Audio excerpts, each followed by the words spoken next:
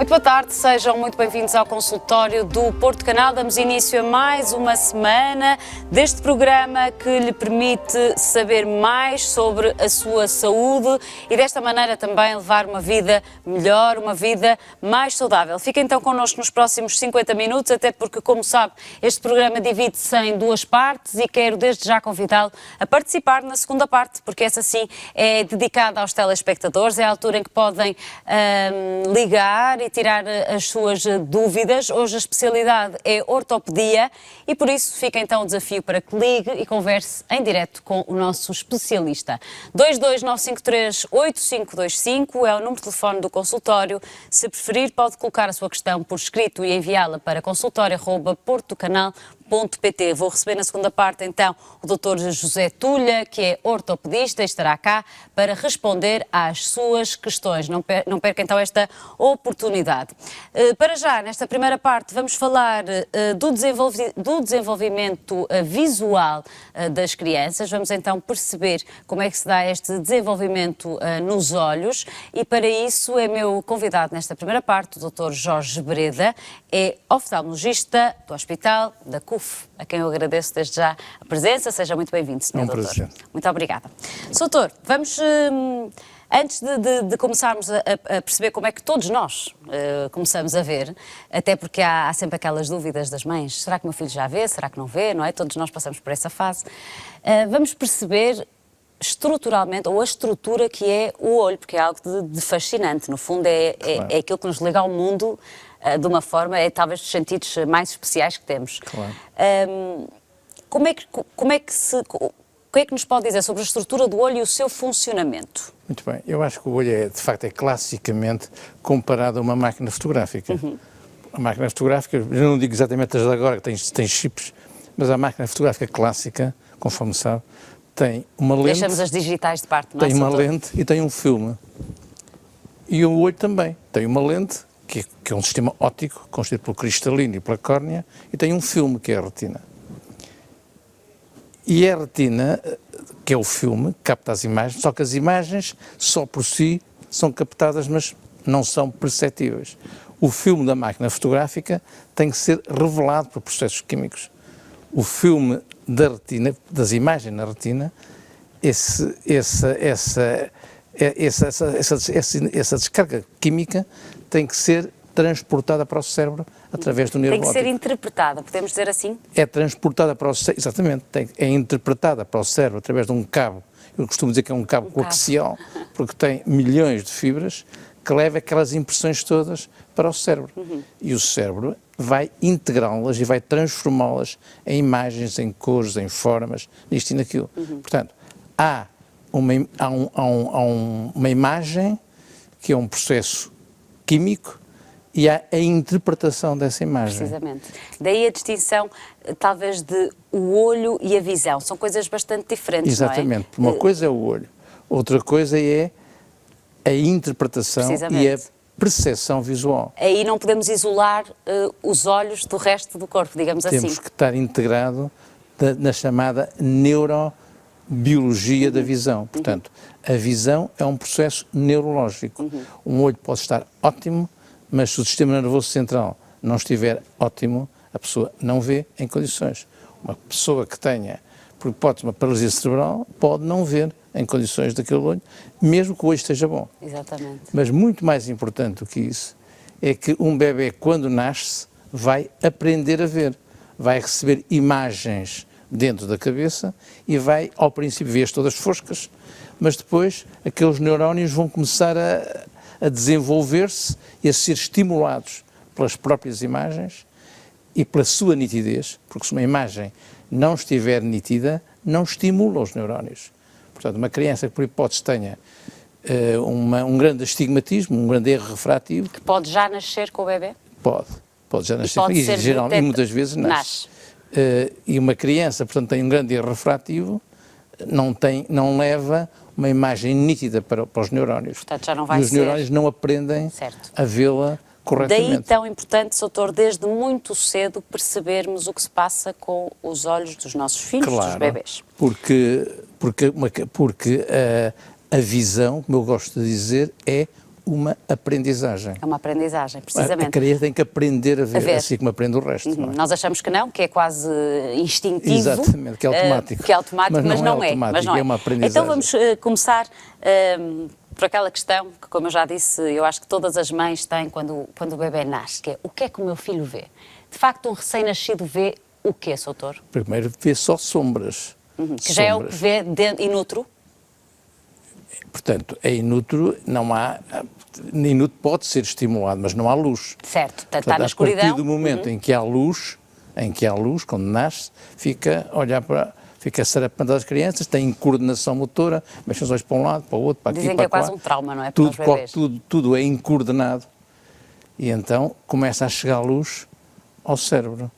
Luz sob a forma de imagens.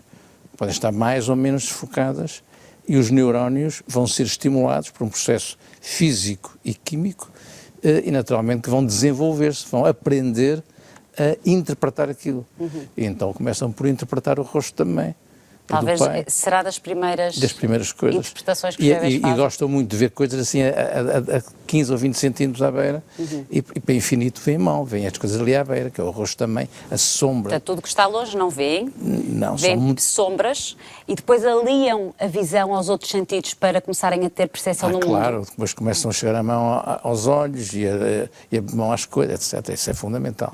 Mas, digamos, a parte que a nós nos diz mais respeito é, de facto, a necessidade dos bebés terem os olhos íntegros para chegarem a imagens nítidas à cabeça, para o cérebro aprender a vê-las. Certo. Porque imagina, uma criança que tem uma catarata num dos olhos, por exemplo, ou nos dois olhos. Porque há crianças que nascem com opacidades do cristalino. A catarata o que é?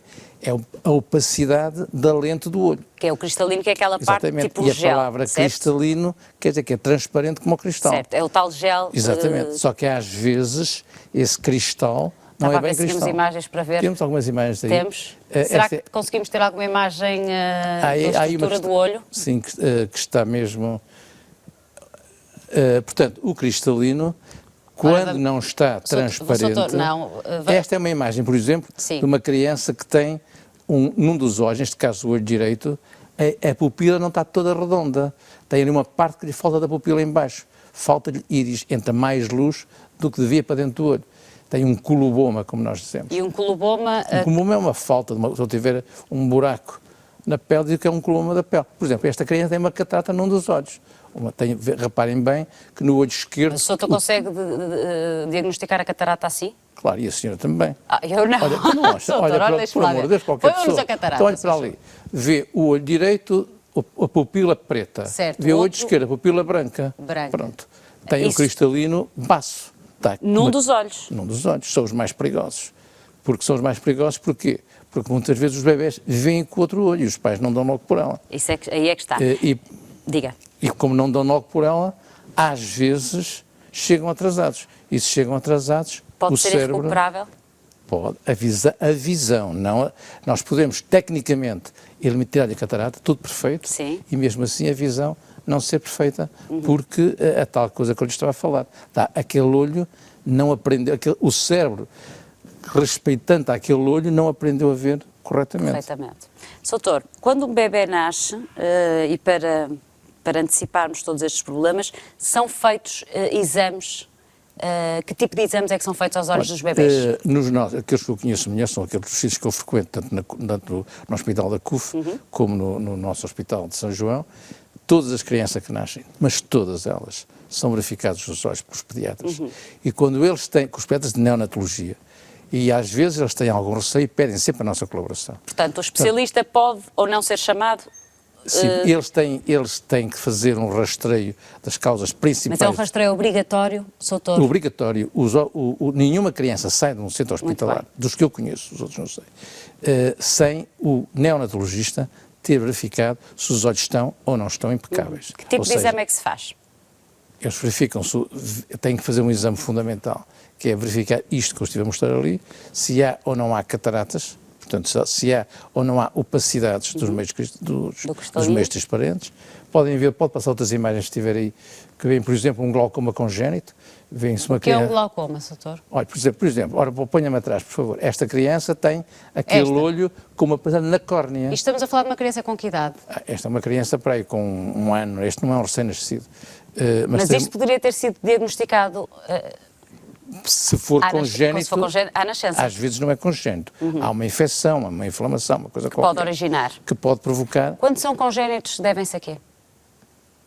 Há muitas coisas, podem derivar... Ora, mostre-me outra que tem um glaucoma congénito. Ora, vamos lá procurar o glaucoma, vamos pedir ao nosso realizador. Porque às vezes... Olha, não é isso. Heller, vamos continuar. Isto é catarata. Não, também já vimos. Este é o coloboma, já Queremos vimos. um glaucoma. Eu acho que é um bebê de olhos clarinhos. É. Ora, vamos lá. Bem, o que acontece é que os neonatologistas Sim. pesquisam as transparências. Olha, as transparências dos meios. Por exemplo, este bebê é um recém-nascido. Olha-se para aquelas fêmeas, olhos enormes e com as córneas todas baças.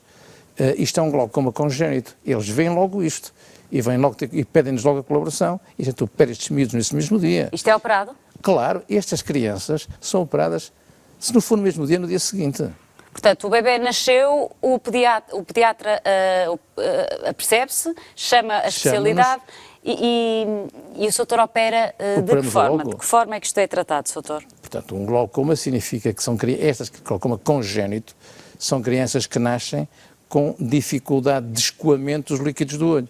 Os canais de escoamento estão entupidos. Daí esta opacidade? Esta opacidade é consequência do aumento da água ali dentro, que não sai do sítio, infiltra aqueles tecidos todos, eles ficam baços. Então é preciso rapidamente pôr aquilo a escoar, para isto, por um lado, deixar de ficar baço e, por outro lado, para o nervo óptico não morrer. Certo. Porque se o nervo óptico estiver com muita pressão, aquela circulação não se faz e as células morrem, não se desenvolvem. E pode dar cegueira? Claro, dá sempre, se não for operado logo. Dá sempre cegueira? Claro, por isso é que estes miúdos são operados logo 1 ou 2 dias a seguir. Mal nascem? Mal nascem. É uma operação difícil de se fazer? É como tudo. É como eu costumo dizer que as operações... Para o doutor não é? Eu costumo dizer que as operações são como fazer renda.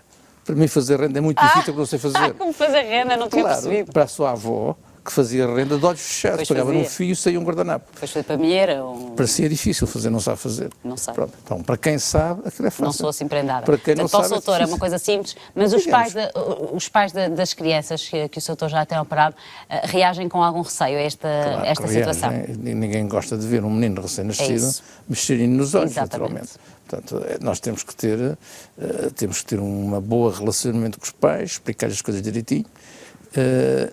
Explicar que as consequências podem ser terríveis. Não podemos também exagerar muito, porque senão os pais ficam super assustados. Não pode ser, temos que falar, portanto, explicitamente, sem assustar, e dizer-lhes que temos uma solução para lhes dar. E a solução é para a vida, doutor? Desculpe. Se a solução é para a vida.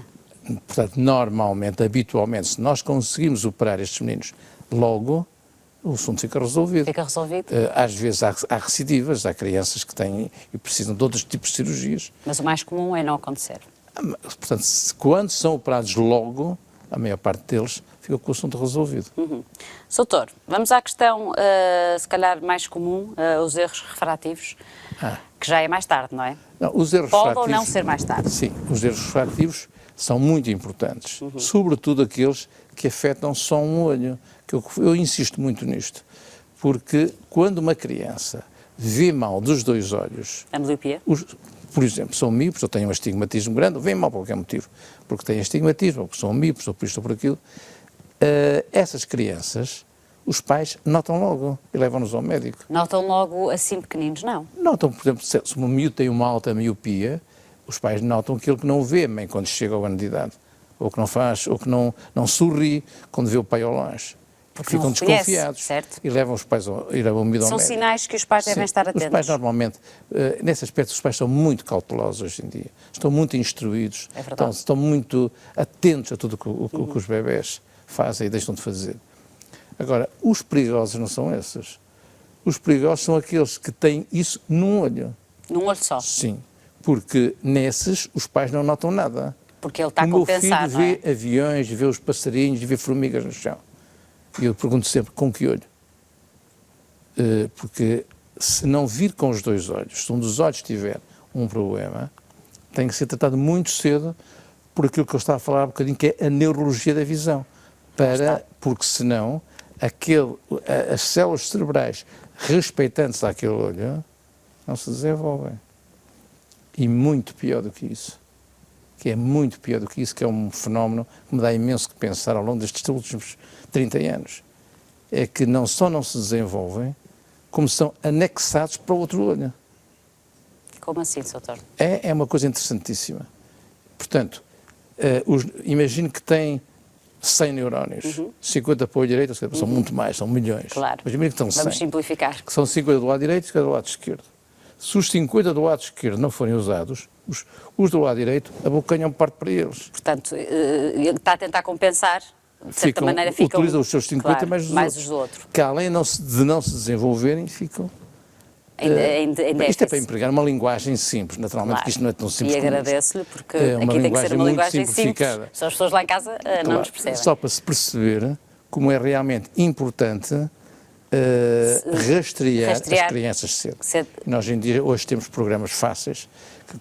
Nós recomendamos hoje que todas as crianças devem ser observadas antes dos 2 anos de idade. Portanto, antes dos 2 anos de idade, depois dessa primeira observação. Devem ser observados sempre que o pai ou a mãe notam qualquer coisa, logo. Claro, obviamente. Logo. Mas se tudo estiver normal... Nada, antes dos 2 anos devem ser todos observados. Um exame simples que pode ser feito pelo médico de família, por exemplo? Não me parece. Na especialidade? Não, também não. Quer dizer, também devia ser assim.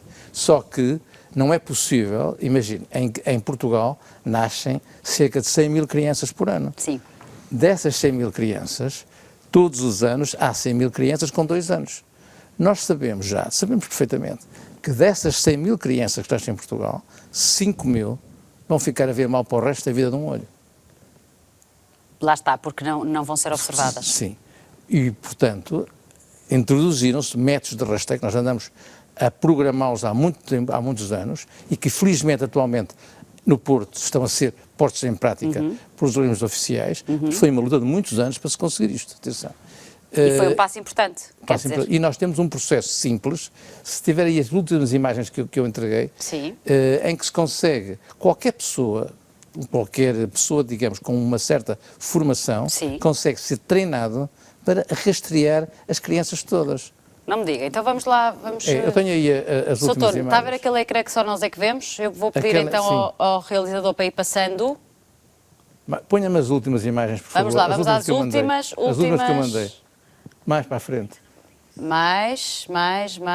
E voltamos aqui, doutor. Não, mas eu tenho mais a seguir ao texto. A seguir ao texto, diz o doutor. Vamos tentar ver aqui. Vamos fazer aqui um compasso na nossa conversa, a ver se conseguimos ver. Pronto. Seria isto? É que isto está aqui. Vamos tentar ir buscar esta imagem para os telespectadores verem.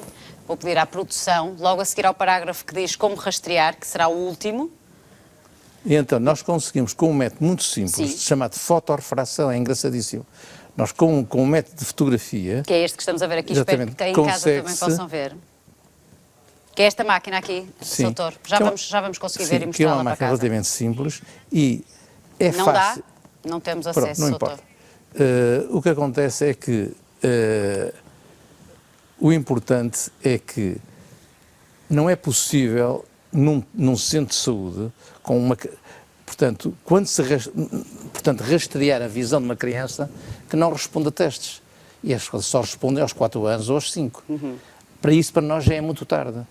Nós queremos rastreá-los antes dos 2 anos. Tem que ser feito mais cedo. E para fazer antes dos 2 anos, ou se manda aos oftalmologistas, o que não é possível, porque ninguém pode ver, nenhum país pode ver 100 mil crianças por ano. Claro. Ou então se arranja um método simples de rastrear e separar aqueles que têm que ir ao oftalmologista dos que não têm. Daqueles talvez sim e daqueles que não têm, de certeza. E aí já fazíamos a... Exatamente. Mas esse programa está agora a ser implementado.